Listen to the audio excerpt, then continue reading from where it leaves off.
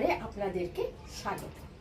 আজকে আমি একটা ট্রেডিশনাল ডিশ রান্না করব, আর ইলিশ মাছের মাথা দিয়ে কচু শাকের লতি।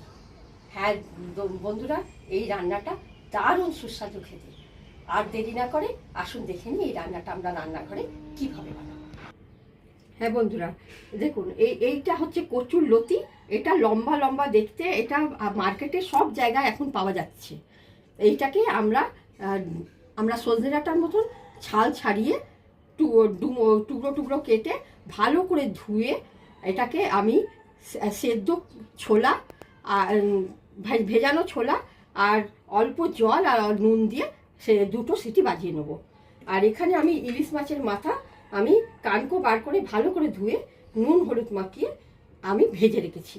এখানে আমি নিয়েছি কালো সাদা সর্ষে, দুটো কাঁচা লঙ্কা দিয়ে আমি বেটে রেখেছি। এখানে গার্নিশের জন্য আমি কোরানো নারকেল নিয়েছি। আর সব ইনগ্রিডিয়েন্টস আমি রান্না করতে করতে বলতে থাকবো। গ্যাস অন করে আমি এখানে কড়া বসিয়ে সাদা তেল নিয়েছি, রিফাইন্ড। আপনারা সর্ষের তেলেও এই রান্নাটা করতে পারেন। এখানে নেবো আমি দুটো শুকনো লঙ্কা, আর দেব তেজপাতা আর গোটা জিরে। একটু নাড়াচাড়া করে দেখুন মশলার ভালো গন্ধ ছাড়ছে। এবার এর মধ্যে আমি এই কচুর লতিটা দিয়ে দেব।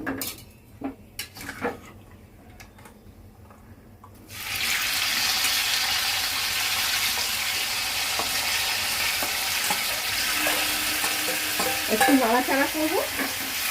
দেখুন বন্ধুরা, এই কচুর লতির মধ্যে প্রচুর পরিমাণে folic acid, zinc, phosphorus, iron, calcium, magnesium প্রচুর পরিমাণে আছে, যেটা আমাদের শরীরে রক্ত তৈরি করতে সাহায্য করে।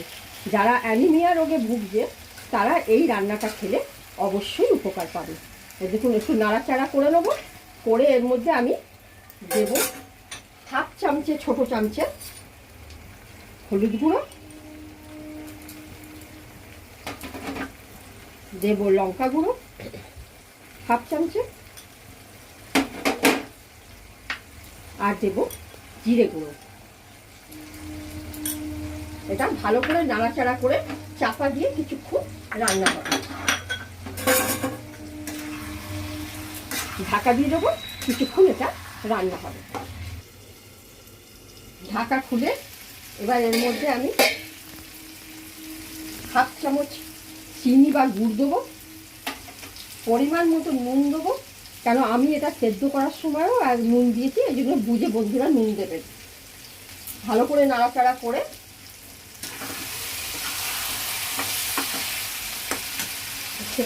সেদ্ধ করার যে জলটা ছিল ওই জলটা আমি এর মধ্যে দিয়ে দিলাম। আর ইলিশ মাছের মাথাটাকে আমি ভেঙে ভেঙে একটু টুকরো করে নিয়েছি, ওগুলোকে এর মধ্যে দিয়ে দেবো। দিয়ে নাড়াচাড়া করে আবারও এটা ঢাকা দেবো, যাতে মাছের মুড়োর মধ্যে ভালোভাবে এই রসগুলো ঢুকে যায়। দেখুন ঢাকা খুলে নিই, দেখুন হয়েই এসেছে। এবার এর মধ্যে আমি সর্ষে কাঁচা লঙ্কা বাটাটা দিয়ে দেবো, সবটাই দিয়ে দেবো। দিয়ে একটু নাড়াচাড়া করে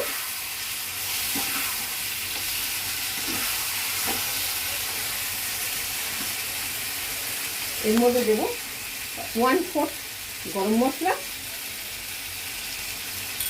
আর দুটো চেরা কাঁচা লঙ্কা দিয়ে আমি গ্যাস অফ করে ঢাকা দিয়ে আমি স্ট্যান্ডিং মোডে কিছুক্ষণ রেখে দেবো। এই রান্নাটা আমি একটা প্লেটে সার্ভ করে দিলাম। কুড়ানো নারকেল দিয়ে এটাকে আমি একটু গার্নিশ করে দেবো।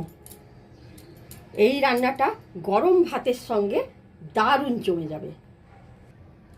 এই রান্নাটা বাড়িতে বানান, সবাইকে খাওয়ান। রেসিপিটা ভালো লাগলে অবশ্যই লাইক, শেয়ার, সাবস্ক্রাইব করবার অনুরোধ রইল।